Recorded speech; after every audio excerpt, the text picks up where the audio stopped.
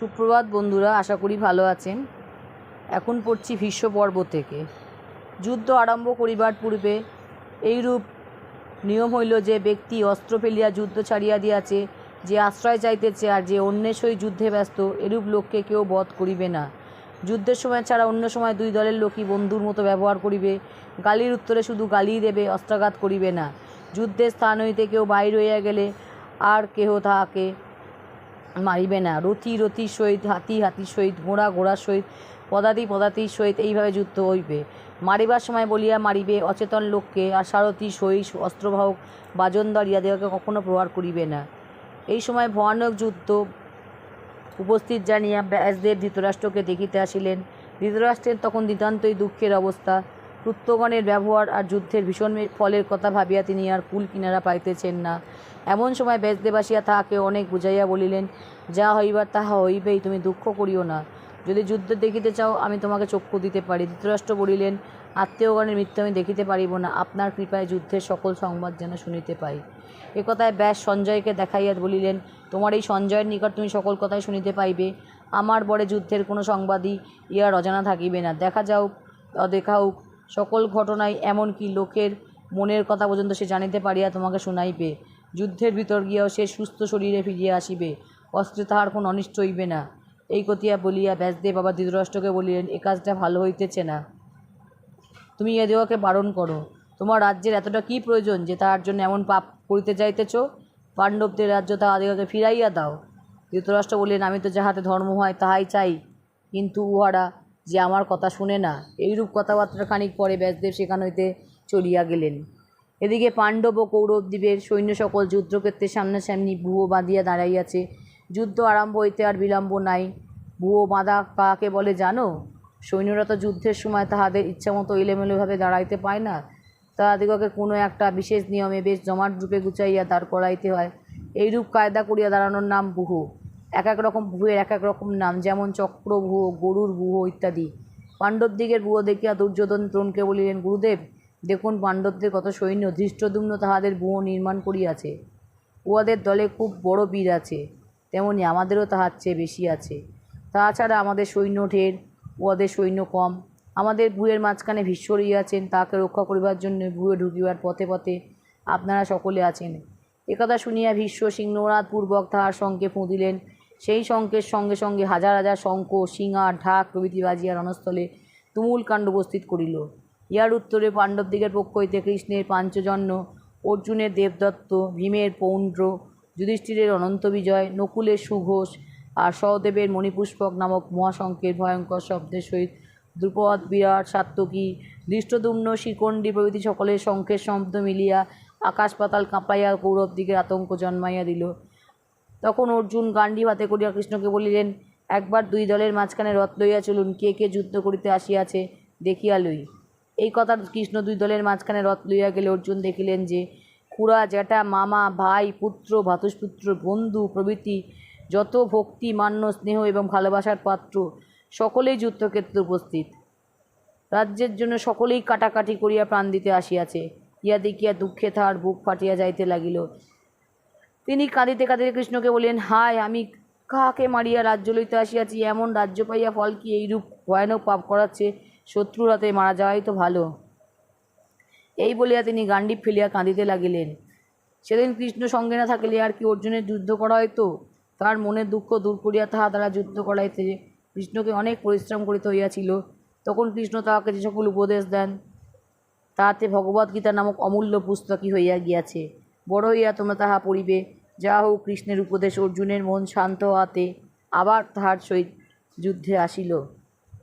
এমন সময় মহারাজ যুধিষ্ঠির বর্মোয়ার অস্ত্র পরিত্যাগ পূর্বক রথ হইতে নামিয়া কিসের জন্য ভীষ্মের রথের দিকে ছুটি হাঁটিয়া চলিয়াছেন, তাহাকে ঐরূপ করিতে দেখিয়া কৃষ্ণ, অর্জুন, ভীম, নকুল, সহদেব আর অন্যান্য বীরেরাও তাহার সঙ্গে চলিয়াছেন। কিন্তু ইহাদেরকে ওই যুধিষ্ঠিরের কার্যের অর্থ বুঝিতে পারিতেছেন না। ভীম, অর্জুন, নকুল ও সহদেব বলিলেন, দাদা, যুদ্ধ আরম্ভ হয় এমন সময় আপনি আমাদিগকে ফেলিয়া কোথায় চলিয়াছেন? যুধিষ্ঠির তাহাদের দিকে ফিরিয়া চাইলেন, কিন্তু কথা বলিলেন না। তখন কৃষ্ণ যুধিষ্ঠিরের মনের ভাব বুঝিতে পারিয়া তাহাদিগকে বলিলেন, উনি যুদ্ধারম্ভের পূর্বে ভীষ্ম, দ্রোণ, কৃপ, শল্য প্রভৃতি গুরুজনকে প্রণাম করিতে চলিয়াছেন। ইহাতে উহার জয়লাভ হইবে। এদিকে কৌরব পক্ষের লোকেরা যুধিষ্ঠিরকে এইরূপ করিতে দেখিয়া নানা কথা বলিতে আরম্ভ করিয়াছে। কেউ বলিল কাপুরুষ, ভয় পাইয়াছে। কেউ বলিল তাই ভীষ্মের পায়ে ধরিতে চলিয়াছে। কেউ বলিল এমন সব ভাই থাকিতে আর এত ভয় ছি। যা হোক, যুধিষ্ঠির ততক্ষণে ভীষ্মের নিকট উপস্থিত হইয়া তার পায়ে ধরিয়া বলিলেন, দাদামশাই, আপনার সহিত যুদ্ধ করিব, অনুমতি দিন আর আশীর্বাদ করুন। ভীষ্ম বলিলেন, আশীর্বাদ করি ভাই, তোমার জয় হোক। তুমি না আসিলে হয়তো আমার রাগ থাকিত, কিন্তু তুমি আসাতে বড়ই সুখী হইলাম। বলো তোমার আর কি চাই? ভাই, মানুষ টাকার দাস, দুর্যোধনের টাকায় আমি আটকা পড়িয়াছি, কাজেই তোমার হইতে যুদ্ধ করিতে পারিব না, আর যাহা চাও তাহাই দিব। যুধিষ্ঠির বলিলেন, আপনাকে কি করিয়া পরাজয় করিব, দয়া করিয়া তাহা বলিয়া দিন। ভীষ্ম বলিলেন, আমাকে পরাজয় করার সাধ্য কাহারও নাই, আর এখন আমার মরিবার সময় উপস্থিত হয় নাই। তুমি আবার আমার নিকট আসিও। তখন যুধিষ্ঠির ভীষ্মকে প্রণাম করিয়া দ্রোণের নিকট গেলেন। দ্রোণের সহিত তার এইরূপ কথাবার্তা হইল। তাকে পরাজয় করিবার উপায়ের কথা জিজ্ঞাসা করিলে দ্রোণ বলিলেন, আমি বাঁচিয়া থাকিতে আমাকে পরাজয় করিতে পারিবে না, আমাকে মারিয়া ফেলিবার চেষ্টা করো। সত্যবাদী লোকের মুখে নিতান্ত অপ্রিয় সংবাদ শুনিলে আমি অস্ত্র ছাড়িয়া দিব, এমনই সময় আমাকে মারিবার সুযোগ। সেখানে যুধিষ্ঠির কৃপের নিকট গেলেন। সেখানে ওইরূপ কথাবার্তা হইল। কৃপ বলিলেন, আমি অমর, কাজেই আমাকে মারা সম্ভব হইবে না, তথাপি নিশ্চয়ই তোমার জয় হইবে, আমি সর্বদা তোমাকে আশীর্বাদ করিব। কৃপের নিকট হইতে যুধিষ্ঠির শল্যের নিকট গেলেন এবং যুদ্ধের সময় কর্ণের তেজ কমাইয়া দিবার কথা তাহাকে স্মরণ করাইয়া দিলেন। শল্য বলিলেন, আমি তাহা নিশ্চয়ই করিব, নির্ভয়ে যুদ্ধ করো, তোমার জয় অবশ্য হইবে। ইহার মধ্যে কৃষ্ণ কর্ণকে বলিলেন, কর্ণ, বিশ্ব থাকিতে তো তুমি আর এ পক্ষে যুদ্ধ করিতেছ না, ততদিন আমাদের পক্ষ হইয়া যুদ্ধ করো না কেন? এ কথার উত্তরে কর্ণ বলিলেন, আমি কিছুতেই দুর্যোধনের অনিষ্ট করিতে পারিব না। ফিরিবা আসিবার সময় যুধিষ্ঠির উচ্চৈঃস্বরে কৌরবদিগকে বলিলেন, এখানে যদি আমার বন্ধু কেউ থাকেন তবে তিনি আসুন, আমার পরম আদরে তাহাকে আমাদের দলে লইব। এ কথায় ধৃতরাষ্ট্রের পুত্র যুযুৎসু আহ্লাদের সহিত বলিলেন, মহারাজ, আমি আপনার হইয়া যুদ্ধ করিব। যুধিষ্ঠির বলিলেন, এসো ভাই, তুমি আমাদের হইলে। তারপর যুদ্ধ আরম্ভ হইল। সে যে কি ভয়ানক যুদ্ধ, তাহা লিখিয়া বুঝাইবার সাধ্য আমার নাই। সে যুদ্ধে বৃষ্টির ধারার ন্যায় ক্রমাগত বাণ পড়িয়াছিল। ঝড়ের সময় যেমন গাছের ফল পড়ে, সেইরূপ করিয়া লোকের মাথা কাটিয়া পড়িয়াছিল। কাটা মানুষের পাহাড় হইতে রক্তের নদী বইয়া চলিয়াছিল। তখনকার ভয়ানক শব্দের কথা আর কি বলিব, তেমন শব্দ আর কখনো হয় নাই। সে সময় ভীষ্ম, দ্রোণ, অর্জুন, ভীম প্রভৃতি বড় বড় যোদ্ধাদের বীরত্ব ও ক্ষমতা দেখিয়া দেবতারা পর্যন্ত আশ্চর্য হইয়া যান। অনেকবারই তাহাদিগকে একথা মানিতে হইয়াছে যে এমন অদ্ভুত কাজ আমরাও করিতে পারিব কি না সন্দেহ।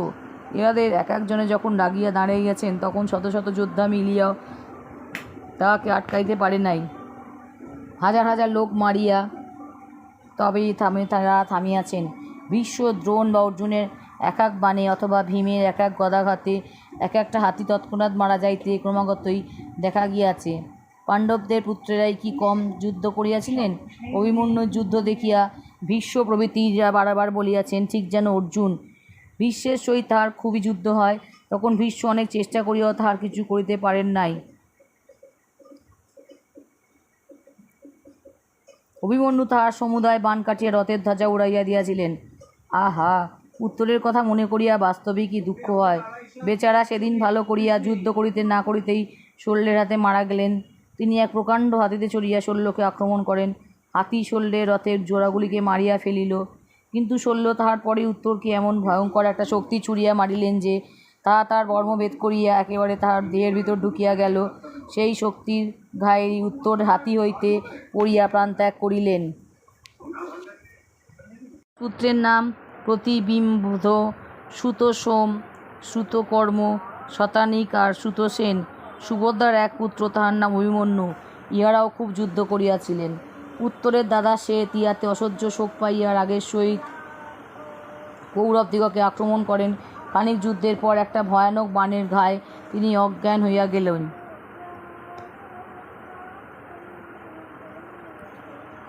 তাহার সারথি তাহাকে লইয়া প্রস্থান করে, কিন্তু অল্পক্ষণের ভিতরে তিনি আবার আসিয়া যুদ্ধ আরম্ভ করেন।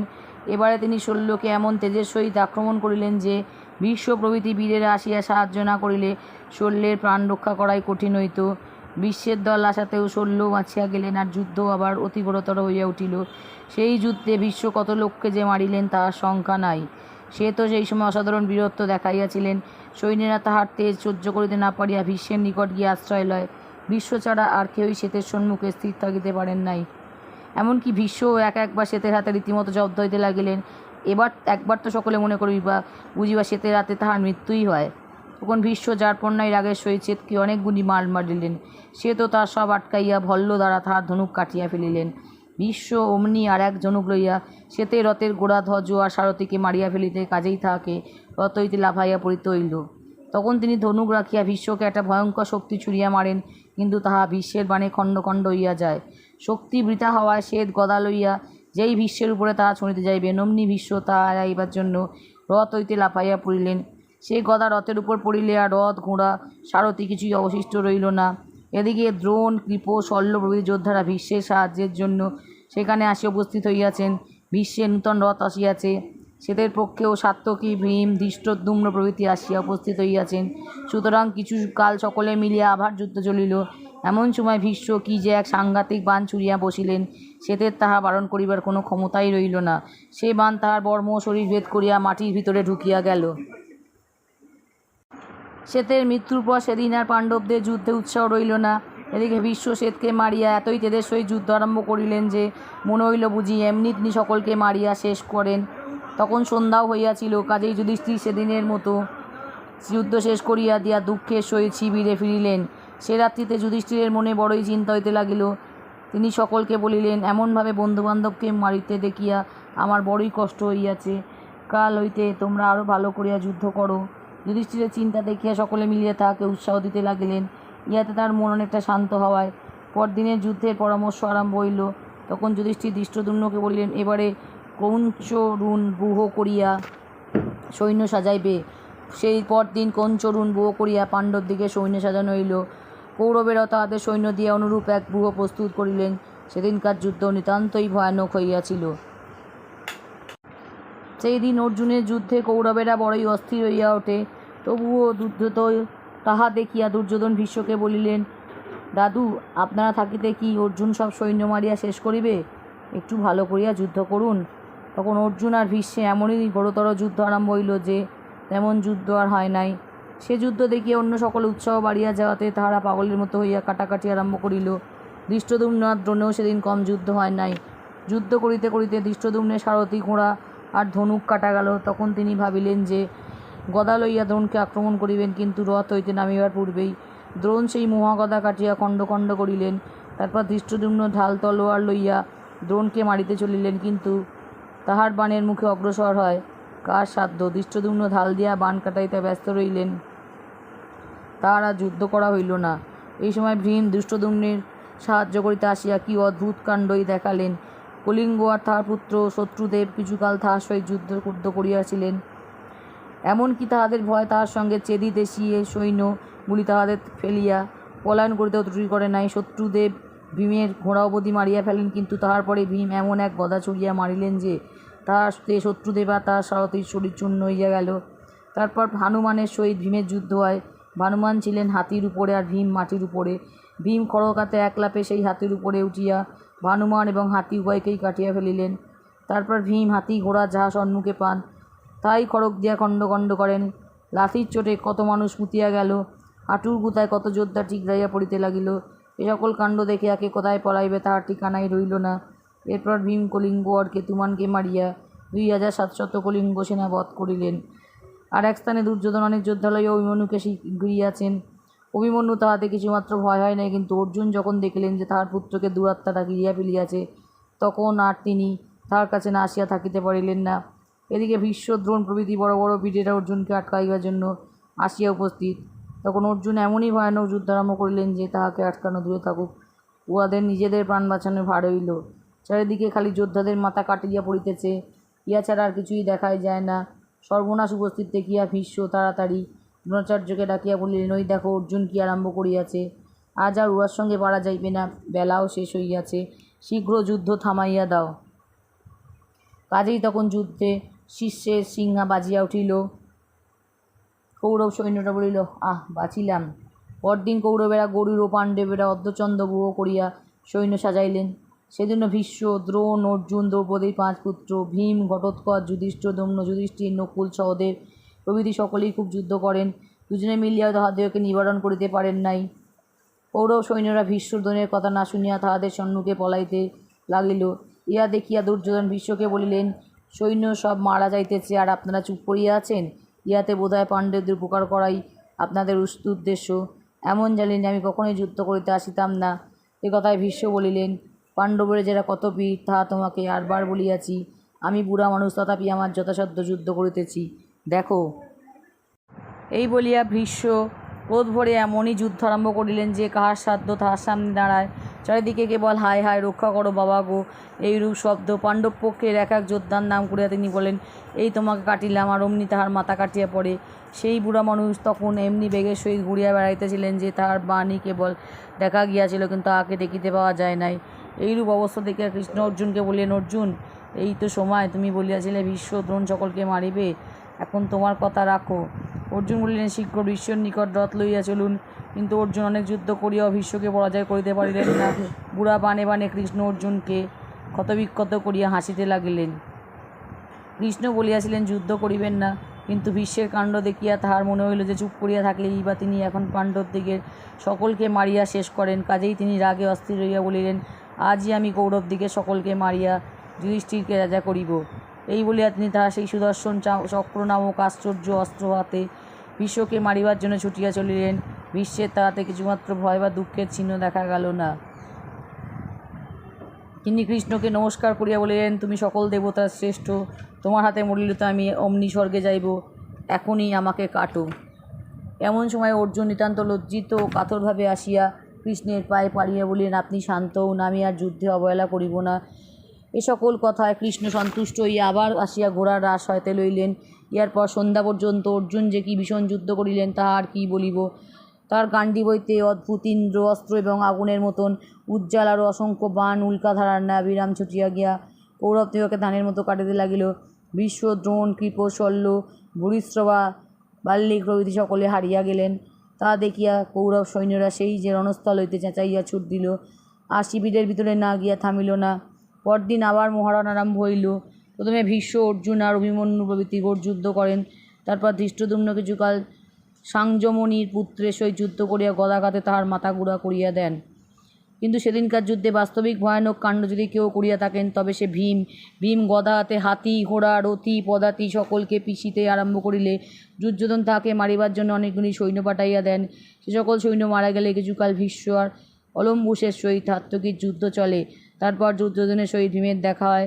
দুর্যোধন একবার বানাঘাতে ভীমকে অজ্ঞান করিয়া দেন। ভীম অবিলম্বে আবার উঠিয়া দুর্যোধনকে মারেন 8 বাণ আর শল্যকে 25। শল্য বেগতিক দেখিয়া তখনই পলায়ন করিলেন। তখন সেনানী সুসেন, জলসন্ধ, সুলোচন, উগ্র, ভীমরথ, ভীম, বীরবাহু, আলোপুর, দুর্মুখ, দুষ্পর্ধর্ষ, বিভূৎসু, বিকট এবং সম নামক দুর্যোধনের 14 ভাই একসঙ্গে আসিয়া ভীমকে আক্রমণ করে। ভীমের তাহাতে সন্তোষ ভিন্ন অসন্তোষের কোনো কারণ ছিল না। তিনি তাহাদিগকে হাতের কাছে পাইয়া মনের সুখে এক একটি করিয়া সংহার করিতে লাগিলেন। প্রথমে সেনানী, তারপর জলসন্ধ, তারপর সুসেন, তারপর উগ্র, বীরবাহু, ভীমরথ, সুলোচন দেখিতে দেখিতে 7 প্রাণ গেল। ইহার পর আর বাকি 7 ঊর্ধ্বশ্বাসে পলায়ন ভিন্ন উপায় রইল না। এ সকল কাণ্ড দেখিয়া ভীষ্ম কৌরবদিগকে বলিলেন, ওই দেখো, ভীম বোকাগুলিকে পাইয়া একেবারে শেষ করিল, তোমরা শীঘ্র যাও। সে কথায় ভগদত্ত ভীমকে আক্রমণ করিয়া খানিক যুদ্ধের পর একেবারে তাহাকে অজ্ঞান করিয়া ফেলেন।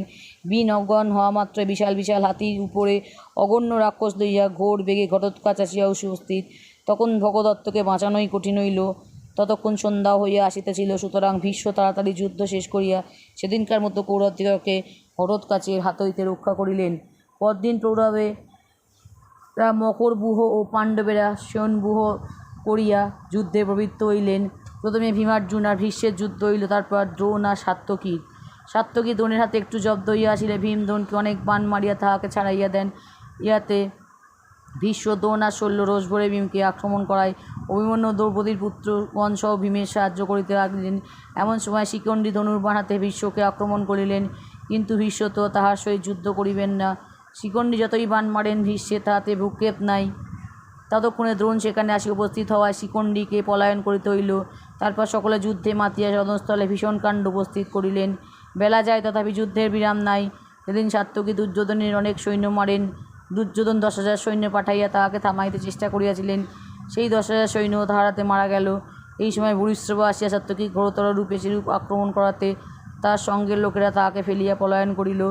সাত্যকীর 10 পুত্র তাহার সাহায্যের জন্য ছুটিয়া আসিলেন, কিন্তু ভূরিশ্রবার বজ্রসম প্রাণের আঘাতে দেখিতে দেখিতে তাহাদের দেহ চূর্ণ হইয়া গেল। তারপর বেলার অতি অল্পই অবশিষ্ট ছিল, কিন্তু এই অল্প সময়ের মধ্যেই অর্জুন 25,000 মহারথী মারিয়া শেষ করিলেন। এইরূপে সেদিনকার যুদ্ধ শেষ হইল। পণ্ডিত পাণ্ডবদের মকরব্যূহ এবং কৌরবদের ক্রৌঞ্চব্যূহ করিয়া সৈন্য সাজানো হইল। সেদিনকার যুদ্ধে ভীম এবং দুষ্টদ্যুম্নের যে বীরত্ব দেখা গিয়াছিল তার তুলনা দুর্লভ। ভীমকে দেখিতে পাইয়া দুঃশাসন তার আর 11টি ভাইকে ডাকিয়া বলিলেন, এসো ভাই সকল, আজ ইহাকে মারিব। তখন হাজার হাজার রথী লইয়া 13 বীর ভীমকে আক্রমণ করিলেন। ভীমের তা গ্রাহ্যই হইল না। তিনি ভাবিলেন, আগে রথীগুলিকে শেষ করিয়া লই। তারপর তিনি গদা হাতে রথ হইতে নামিয়া একদিক হইতে কৌরব সৈন্য মারিতে আরম্ভ করিলেন। এদিকে ধৃষ্টদ্যুম্ন যুদ্ধ করিতে করিতে সেখানে আসিয়া ভীমের শূন্য রথখানি দেখিয়া ব্যস্তভাবে সারথীকে জিজ্ঞাসা করিলেন, হায় হায়, শূন্য রথ কেন? ভীম কোথায়? সারথী বলিল, তিনি কৌরব মানিবের জন্য গদা হাতে নামাইয়া গিয়াছেন। ভীম যে পথে গিয়াছেন, গদার ঘায়ে ক্রমাগত হাতি মারিয়া গিয়াছেন। সেই হাতিগুলি দেখিয়া তাহাকে খুঁজিয়া বাহির করিতে বিলম্ব হইল না। ভীম তখন ছোট সৈন্য শেষ করিয়া রাজা মারিতে ব্যস্ত।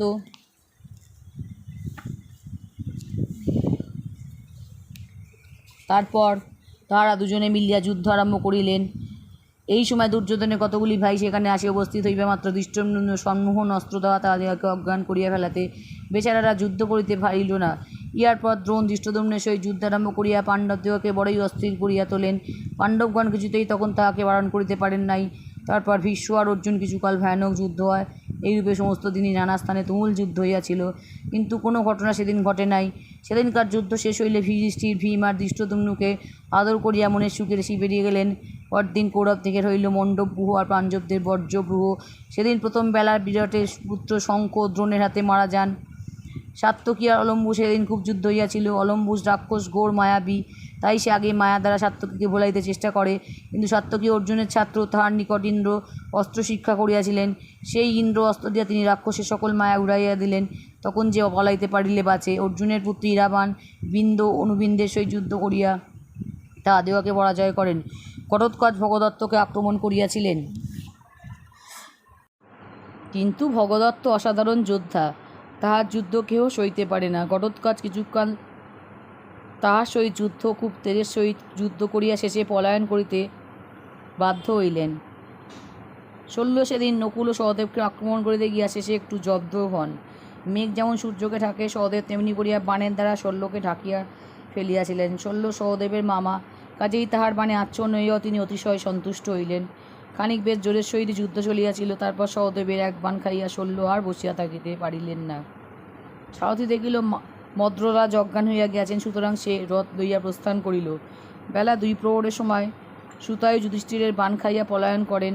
ভীষ্ম, দ্রোণ আর অর্জুনও সেদিন বহু সৈন্য বধ করেন। তারপর ক্রমে সন্ধ্যা হইল। সেদিনকার যুদ্ধও থামিল।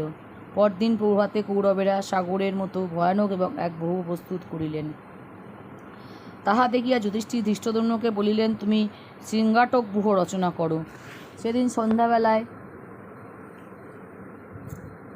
ভীষ্ম অসীম তেজের সহিত যুদ্ধ করিতে লাগিলেন।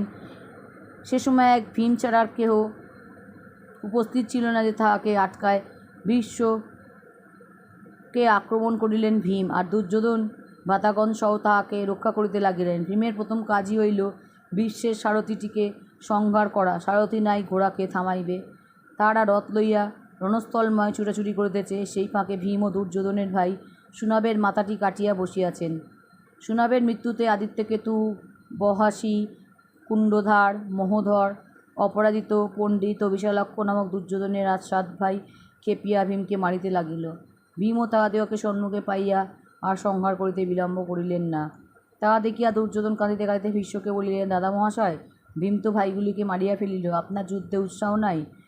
ভীষ্ম বলিলেন, আগে তো শুনো নাই, ভীম কি তোমাদিগকে পাইবে ছাড়িবে? আমি আর দ্রোণ যথাসাধ্য যুদ্ধ করিতেছি, করিব। অর্জুনের পুত্র ইরাবান সেদিন অসাধারণ বীরত্ব দেখাইয়াছিলেন। শকুনি আর তাহার 6 ভাই মিলিয়া ইরাবানকে আক্রমণ করেন। 7 জনে মিলিয়া চারিদিক হইতে মারে। কাজেই ইরাবান প্রথমে তাহাদিগের কিছু করিয়া উঠিতে পারেন নাই। তাহার শরীর অস্ত্রের আঘাতে ক্ষতবিক্ষত হইয়া গেল, দরদর ধারে রক্ত পড়িতে লাগিল। তখন ইরাবান অসিচর্ম, যাহা কিনা খড়গ ও ঢাল হাতে রথ হইতে নামিলেন। শত্রুরা এই সুযোগে তাহাকে মারিতে চেষ্টার ত্রুটি করে নাই, কিন্তু তাহারা আর কোনো অনিষ্ট করিবার পূর্বে শকুনি ছাড়া তাহাদের আর সকলে ইরাবণের খড়গে খণ্ড খণ্ড হইয়া গেল। ভাইদিগের মৃত্যুতে শকুনি পলায়ন করিলে দুর্যোধন ইরাবণকে মারিবার নিমিত্ত আর্যশৃঙ্গ নামক এক ভয়ঙ্কর রাক্ষসকে পাঠাইয়া দিলেন। দুরাত্মা যুদ্ধ করিতে আসিয়াই মায়া জলে 2000 অশ্বরী রাক্ষস আনিয়া ফেলিল। রাক্ষসের দল মারামারি করিতেছে, এই অবসরে মায়াবী আর্যশৃঙ্গ আকাশে উঠিয়া গিয়াছে। কিন্তু ইরাবণ মায়া জানিতেন, কাজেই আকাশে উঠিয়াও রাক্ষস তাহার কিছুই করিতে পারিল না, কিন্তু করব দিয়া দুষ্টকে ক্ষতবিক্ষত করিতে লাগিলেন। ইরাবণ নাগের দেশের লোক, নাগেরা যুদ্ধের সংবাদ পাইয়া দলে দলে তাহার সাহায্য করিতে আসিয়া উপস্থিত হইল। রাক্ষসও তখন গরুর হইয়া সেই সকল সাপ গিলিতে আরম্ভ করিল। হায়, ইহাতে কি সর্বনাশ হইল! এই ব্যাপার দেখিয়া ইরাবণ এমন আশ্চর্য হইয়া গেলেন যে যুদ্ধের কথা আর তাহার একেবারে মনে নাই। সেই সুযোগে দুষ্ট রাক্ষস তাহার মাথা কাটিয়া ফেলিল। অর্জুন অন্যদিকে ভয়ানক যুদ্ধে ব্যস্ত, ইরাবণের মৃত্যুর কথা তিনি তখন জানিতে পারিলেন না। ভীষ্ম, দ্রোণ, ভীম, দ্রুপদ প্রভৃতি তখন প্রত্যেকে হাজার হাজার করিয়া সৈন্য মারিতেছেন। সে সময়ের অবস্থা কি ভীষণ! যোদ্ধাদিগের কি বিষম রাগ, যেন সকলকে ভূতে পাইয়াছে। ঘটোৎকচ, ভীম, দ্রোণ, ভগদত্ত ইহারা সকলেই অতি অদ্ভুত বীরত্ব দেখাইলেন। সেদিন বিকালবেলায় অর্ধেক যুদ্ধ ঘটোৎকচ একেলাই করিয়াছিলেন। তখন তাহার ভয় বা ক্লান্তি কিছুই দেখা যায় নাই। ভীমকে মারিবার জন্য দুর্যোধনের ভ্রাতারা দ্রোণকে সহায় করিয়া খুবই তেজের সহিত যুদ্ধ করিতে আসেন, কিন্তু ভীম তখন দ্রোণের সাক্ষাতেই তাহাদের এক একটি করিয়া ক্রমাগত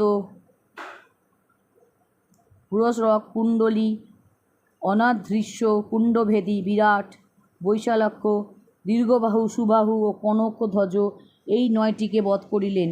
তখন অবশিষ্টরা তাহাকে সাক্ষাৎ যমের মতো ভাবিয়া আর পলাইবার পথ পান না। ইহারা পলাইয়া গেলে ভীম অন্যান্য যোদ্ধাগণকে মারিতে আরম্ভ করিলেন। তখন ভীষ্ম, দ্রোণ, ভগদত্ত, কৃপ ইহাদের সাধ্য হইল না যে তাহাকে বারণ করেন। রাত্রি হইল, তথাপি যুদ্ধের শেষ নাই। ঘোর অন্ধকার হইলে তবে সেদিন সকলে শিবিরে গেলেন। রাত্রিতে দুর্যোধন কর্ণ আর শকুনিকে বলিলেন, পাণ্ডবদিগকে কেহই মারিতে পারিতেছে না, ইহার কারণ কি? আমার মনে বড়ই ভয় হইয়াছে। একথায় কর্ণ বলিলেন, ভীষ্ম কেবল বড়াই করেন, আসলে তাহার ক্ষমতা নাই। উহাকে অস্ত্র পরিত্যাগ করিতে বলুন, দেখিবেন আমি দুদিনের মধ্যে পাণ্ডবদিগকে মারিয়া শেষ করিব। দুর্যোধন তখনই ভীষ্মের শিবিরে গিয়া তাহাকে প্রণামপূর্বক বলিলেন, দাদামহাশয়, পাণ্ডবদিগকে মারিতে বিলম্ব করিতেছেন কেন? আপনার যদি তাহাদিগকে মারিতে ইচ্ছে না থাকে, তবে না হয় একবার কর্ণকে বলিয়া দেখুন না, তিনি তাহাদিগকে বধ করিবেন। এমন অপমানের কথায় ভীষ্মের মনে নিতান্তই ক্লেশ হইবে, তাহা আশ্চর্য কি? তিনি খানিক চক্ষু বুজিয়া চুপ করিয়া রহিলেন। তারপর বলিলেন, আমি প্রাণপণে তোমার উপকার করিতেছি, তথাপি তুমি কেন আমাকে এমন কঠিন কথা বলিতেছ? যে পাণ্ডবেরা খাণ্ডবদাহ করেন, দিবাত কবচগণকে মারিল, তোমাকে গন্ধর্বের হাত হইতে বাঁচাইল, বিরাটনগরে তোমাদিগকে হারাইয়া গরু ছাড়াইয়া নিল, আর তোমাদের পোশাক লইয়া উত্তরাকে পুতুল খেলিতে দিল, তারা যে অসাধারণ বীর, ইয়া কি বুঝিতে পারো না? যা হোক, কাল আমি এমন যুদ্ধ করিব যে লোক চিরদিন সেই যুদ্ধের কথা বলিবে। পরদিন যুদ্ধ বড়ই ভয়ানক হইল। সকালবেলা দ্রৌপদীর 5 পুত্র আর অভিমন্যুকে মারিতে আসিয়া রাক্ষস অলম্বুস খুব জব্দ হয়। তারপর দ্রোণ, অর্জুন, সাত্যকী, অশ্বত্থামা প্রভৃতি অনেকক্ষণ যুদ্ধ করেন। মধ্যাহ্নকাল হইতে যুদ্ধ ক্রমেই ঘোরতর হইয়া উঠিতে লাগিল। অর্জুন তখন এমন যুদ্ধ করিয়াছিলেন যে কৌরব সৈন্যরাও পলাইবার অবসর পায় নাই। কিন্তু শেষবেলায় একেলা ভীষ্ম পাণ্ডবদিগকে একেবারে অস্থির করিয়া তুলিলেন। কারও এমন ক্ষমতা হইল না যে তাহাকে আটকায়। ভীষ্মের ধনুষ্টঙ্কার অন্য সকল শব্দকে ডুবাইয়া দিল। তাহার বাণ যাহার গায়ে লাগিল, তাহাকে ভেদ না করিয়া ছাড়িতে পারিল না। পাণ্ডব সৈন্যের অস্ত্র ফেলিয়া আইল, চুলে চেঁচাইয়া পলাইতে লাগিল। কাহার সাধ্য তাহাদিগকে ফিরায়? কৃষ্ণ ক্রমাগত অর্জুনকে বলিতেছেন, অর্জুন, কি দেখিতেছ? ভীষ্মকে মারো। অর্জুন বলিলেন, রাজ্যের জন্য যদি এমন কাজ করিতে হয়, তবে আর বনে গিয়া ক্লেশ পাইলাম কেন? আচ্ছা চলুন, আপনার কথাই ডাকিতেছি। কিন্তু অর্জুন কিছুতেই ভীষ্মকে বারণ করিতে পারিলেন না। তাহা দেখিয়া কৃষ্ণ চাবুক হাতে নিজেই ভীষ্মকে মারিতে চলিলেন। ইহাতে অর্জুন লজ্জিত হইয়া আরও উৎসাহের সহিত যুদ্ধ আরম্ভ করিলেন বটে, কিন্তু তাহাতে ভীষ্মের তেজ কমা দূরে থাকুক, বোধ হইল যেন আরও বাড়িয়া গিয়াছে। আগুন লাগিলে উলুবনের যেমন দশা হয়, ভীষ্মের হাতে পড়িয়া পাণ্ডব সৈন্য দেদেও তাই হইল। যতক্ষণ আলো ছিল ততক্ষণ ভীষ্ম এইরূপ করিয়া যুদ্ধ করেন। তারপর অন্ধকার আসিয়া সৈন্যদিগকে মাচাইয়া দিল। সে রাত্রে পাণ্ডবেরা ভীষ্মের নিকট গিয়া তাহাকে প্রণামপূর্বক কাতরভাবে বলিলেন, দাদামহাশয়, আমরা তো কিছুতেই আপনার সঙ্গে পারিয়া উঠিতেছি না।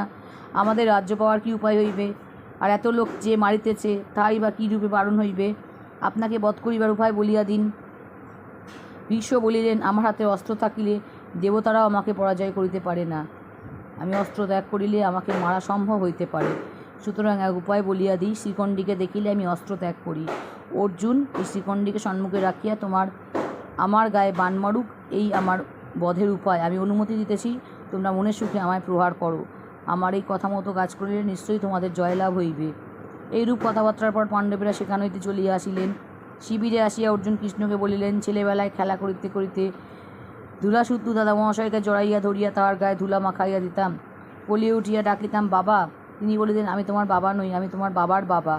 সেই দাদা মহাশয়কে কি করিয়া মারিব, আমি তাহা পারিব না, মরি সেও ভালো।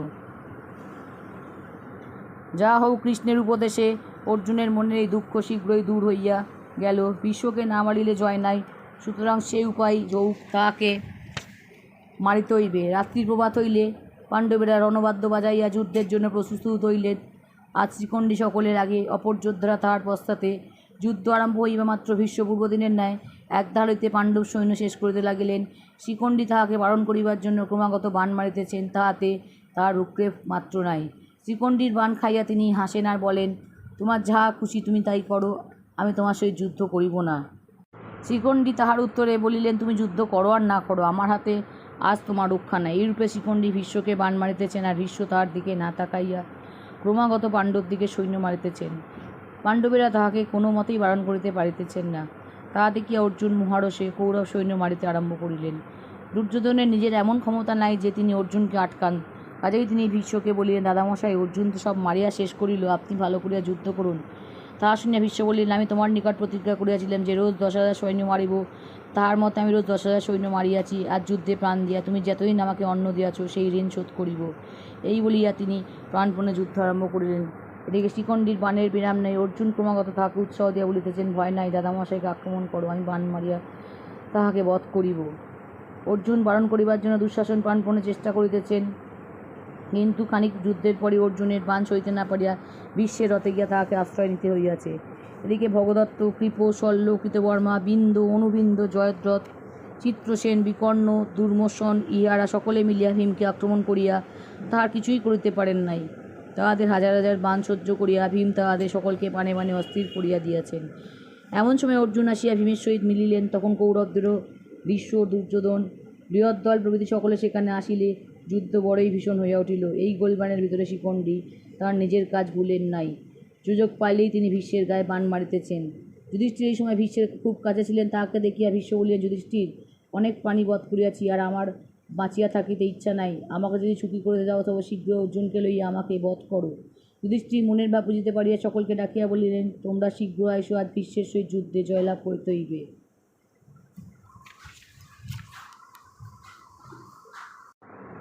ইহার পর হইতে শ্রীকণ্ঠীকে সম্মুখে করিয়া পাণ্ডবগণ ভীষ্মের বধের জন্য প্রাণপণে চেষ্টা করিতে লাগিলেন। কৌরবেরা সকলে মিলিয়া তাহাদিগকে বাধা দিবার কোনরূপ আয়োজনই করিতে বাকি রাখিলেন না। তখন যে কিরূপ ঘোরতর যুদ্ধ হইয়াছিল, তাহা বর্ণনা করিবার শক্তি আমার আর নাই। আর ভীষ্মের কথা কি বলিব, আজ মরিতে হইবে, এই তাহার প্রতিজ্ঞা। যেমন করিয়া মরিলে ক্ষত্রিয় স্বর্গে যায়, সেরূপ করিয়া মরিতে হইবে। রণস্থলে ধর্মযুদ্ধে শত্রু সংহার করিতে করিতে প্রাণ দেওয়া অপেক্ষা ক্ষত্রিয়ের আর কৌরবের কথা হইতে পারে না।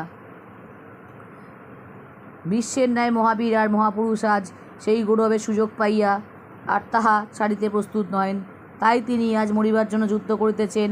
ওই দেখো, পাণ্ডবদের দলের সমক নামক সৈন্যগণ দেখিতে দেখিতে তাহার বাণে শেষ হইয়া গেল। ওই শুনো, মেঘ গর্জনের ন্যায় তাহার ধনুকের শব্দ অবিরাম শোনা যাইতেছে।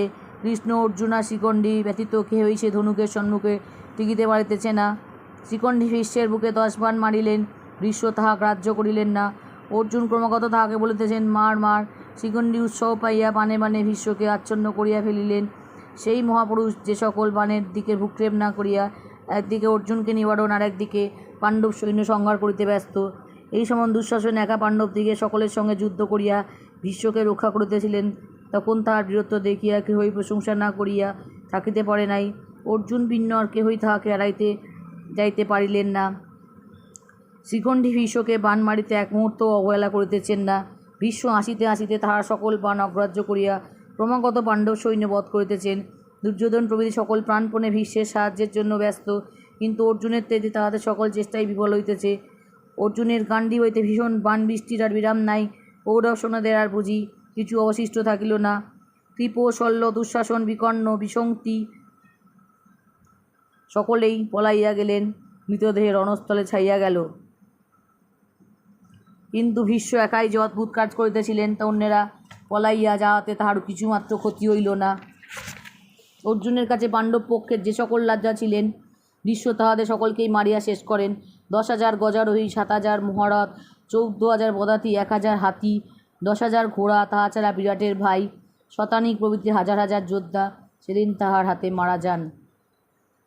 এমন সময় কৃষ্ণ অর্জুনকে বলিলেন, অর্জুন, তুমি শীঘ্র ভীষ্মকে বারণ করো, উহাকে মারিতে পারিলেই জয় হইবে। অমনি অর্জুন বাণে বাণে ভীষ্মকে আচ্ছন্ন করিলেন। ভীষ্ম যে সকল বাণ খণ্ড খণ্ড করিতে কিছুমাত্র বিলম্ব করিলেন না। তারপর ভীম, ধৃষ্টদ্যুম্ন, অভিমন্যু, সাত্যকী, ঘটোৎকচ প্রভৃতি পাণ্ডব পক্ষে সকলে তাহার বাণে অস্থির হইয়া উঠিলে অর্জুন তাহাদিগকে রক্ষা করিলেন। শিখণ্ডীর বিশ্রাম নাই আবার অর্জুন তাহার সাহায্য করিতেছেন। সাত্যকী, চেতিকান, ধৃষ্টদ্যুম্ন, বিরাট, দ্রুপদ, নকুল, সহদেব, অভিমন্যু, দ্রৌপদীর পুত্রগণ প্রভৃতি সকলে মিলিয়া তাহাকে প্রাণ মারিতে ত্রুটি করিতেছেন না। তথাপি ভীষ্ম কিছুমাত্র কাতর নহেন, তাহার যুদ্ধ তেমনই চলিতেছে।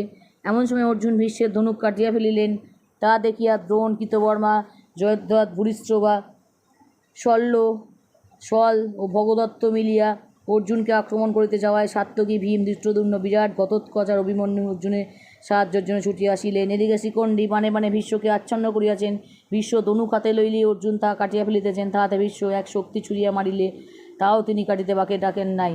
তখন ভীষ্ম মনে মনে করিলেন, কৃষ্ণ না থাকিলে আমি এত এক বাণেই পাণ্ডবদিগকে মারিতে পারি, কিন্তু আমি পাণ্ডবদিগকে মারিব না, শিখণ্ডীর সহিত যুদ্ধও করিব না, এই আমার মরিবার সুযোগ।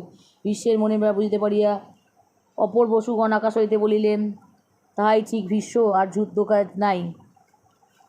এ কথায় স্বর্গে দুন্দুভি বাজিয়া উঠিল। দেবতারা ভীষ্মের উপর পুষ্পবৃষ্টি করিতে লাগিলেন। এই সময় হইতে ভীষ্ম অর্জুনের সহিত যুদ্ধের চেষ্টা ছাড়িয়া দিলেন। এতক্ষণ শিখণ্ডী তাহাকে যে সকল বাণ মারিতেছিলেন তা তাহার গ্রাহ্যই হয় নাই।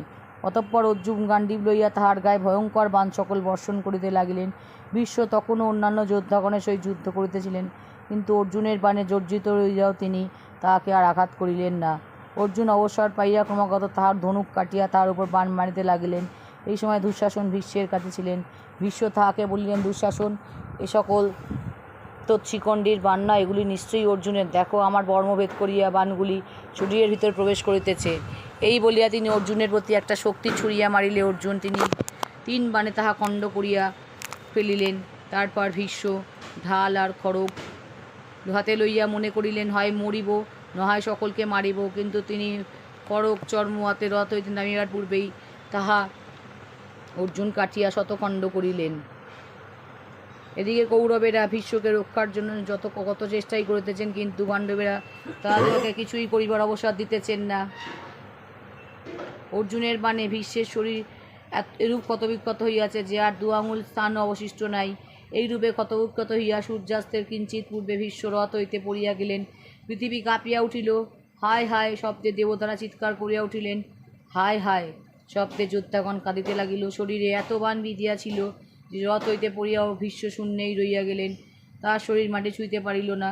লোকে মৃত্যুর সময় কোমল বিছানায় শয়ন করে, কিন্তু ভীষ্মের হইল সরসজ্জা, অর্থাৎ বাণের বিছানা।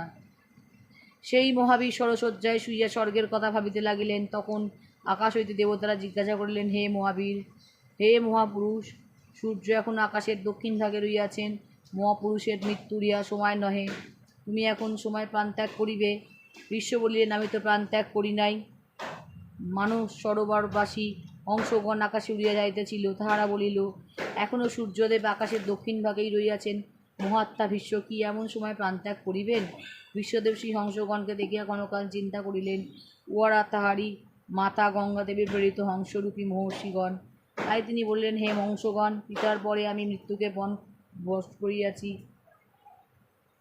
সত্য কইতেছি, সূর্যদেব আকাশের উত্তরভাগে না গমন করিলে আমি প্রাণত্যাগ করিব না। বিশ্বের রথ হইতে পরিবার মাত্র যুদ্ধ থামিয়া গেল।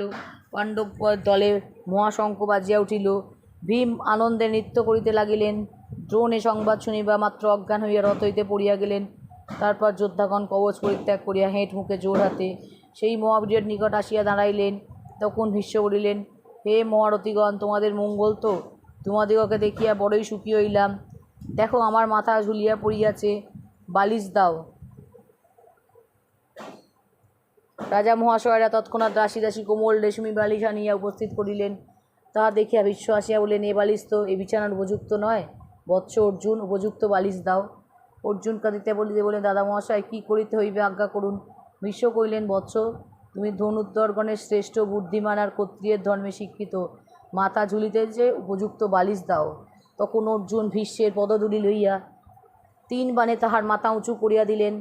তাহাতে ভীষ্ম পরম সন্তোষের সহিত অর্জুনকে আশীর্বাদ করিয়া সকলকে বলিলেন, এই দেখো, অর্জুন আমার উপযুক্ত বালিশ দিয়াছেন। তারপর ভীষ্ম আবার বলিলেন, যতদিন না সূর্যদেব আকাশের উত্তর ভাগে যাইবেন, ততদিন আমি এইভাবেই থাকিব। সূর্যদেব আকাশের উত্তর ভাগে আসিলে আমি প্রাণ ত্যাগ করিব।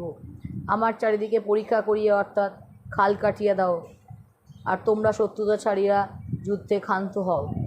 তারপর দুর্যোধন ভালো ভালো চিকিৎসক ও ওষুধ লইয়া সেখানে আসিয়া উপস্থিত হইলে ভীষ্ম বলিলেন, উহা দিয়ে আমার কী হইবে? এখন আমার চিকিৎসার সময় নয়, আমাকে পড়াইবার সময়। সুতরাং চিকিৎসকেরা তাহাদের ওষুধ লইয়া ফিরিয়া গেল। তারপর রাত্রি হইলে সে স্থানে প্রহরী রাখিয়া সকলে শিবিরে গমন করিলেন। রাত্রি প্রভাত হইলে পুনরায় সকলে ভীষ্মের নিকট আসিয়া তাহাকে নমস্কার করিলেন। ক্রমে স্ত্রী, বালক, বৃদ্ধ সকলে তাহাকে দেখিবা মাত্র নিমিত্ত সেখানে আসিতে লাগিল।